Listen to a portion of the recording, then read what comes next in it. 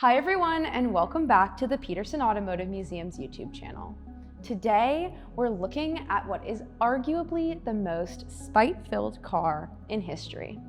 If you look at this car, it's beautiful. It's sleek, it looks like it belongs on a poster, but in reality, it is a 200-mile-per-hour middle finger pointed directly at Enzo Ferrari.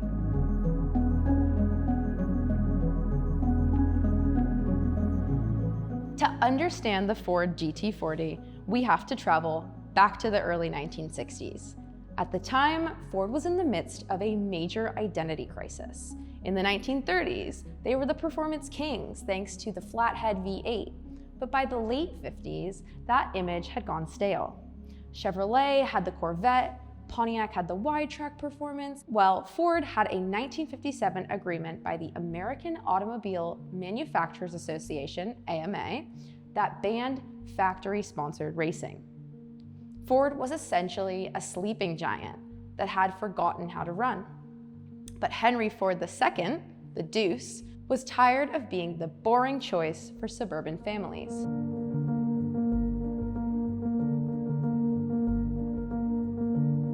He wanted to market to the youth, and he knew there was only one way to get them: win on Sunday, sell on Monday. In 1963, Ford Vice President Lee Iacocca proposed a shortcut. Instead of building a racing team from scratch, why not just buy the best one in the world? At the time, that was Enzo Ferrari. Enzo's team, Scuderia Ferrari, was winning everything in Europe, but they were perpetually broke. Ford spent millions auditing Ferrari's books. They sent teams of lawyers and accountants to Maranello. A deal was struck for $18 million. But during the final signing, Enzo noticed a tiny clause. It said that Ford would control the budget for the racing team, and by extension, decide which races Ferrari could enter. Enzo Ferrari, a man whose pride was as big as his engines, looked at the Ford executives and said, allegedly, "My rights, my integrity, my every priority as a manufacturer cannot be surrendered." He used a few choice Italian words that we're not going to repeat on YouTube, walked out of the room, and the deal was dead. When Henry Ford II heard the news, he didn't just get mad, he got hysterical. He looked at his executives and gave the order: build me a car that will crush him at Le Mans.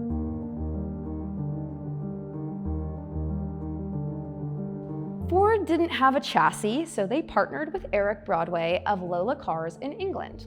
They created a car so low that if you parked it next to a modern SUV, the top of the roof wouldn't even reach the windowsill. That's where the name comes from. The GT stands for Grand Touring, and the 40 represents the car's total height. Exactly 40 inches from the ground to the top of the windshield. That was the minimum height allowed by international racing rules.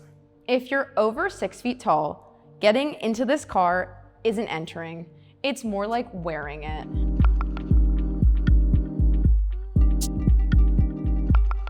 Now let's talk about the specific car we have here. Most people know the Mark I and the Mark II, the cars that actually won Le Mans. But this is the Mark III. This was Ford's attempt to turn their track weapon into something you could actually drive to a restaurant. Only 7 of these were ever produced. Compare that to the dozens of Mark Is. To make it road legal, Ford had to make some compromises. First, notice the tail? It's extended by 8 inches. Why? For a luggage box. It's basically large enough for a briefcase or a very small picnic basket, but hey, that's more than the race car had. They also raised the headlights to meet US road standards, gave it softer suspension, and added a center mount gear shift. In the race cars, the shifter was on the right side, between the driver and the door. It was originally ordered by Herbert von Karajan, the legendary Austrian conductor. If you've seen 2001: A Space Odyssey, he's the man who conducted the orchestra for the soundtrack. Karajan was a man of absolute precision. He demanded the best. Because he lived in Europe, he wanted the car to be usable. It's one of only 4 Mark IIIs built with left-hand drive. It's painted in this stunning metallochrome ice blue and features a ventilated leather interior that was actually quite plush for the 1960s. In the engine bay sits a 289 cubic inch Ford V8.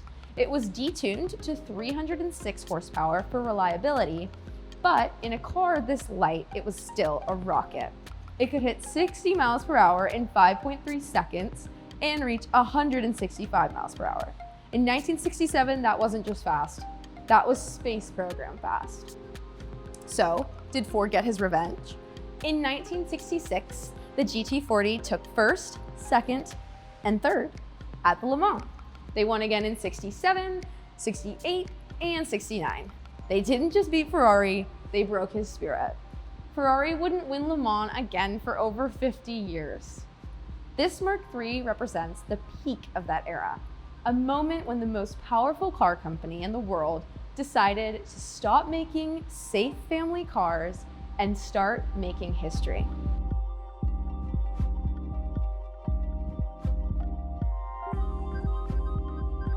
Chassis 1105 eventually found its way to the Petersen, and we are lucky to have it.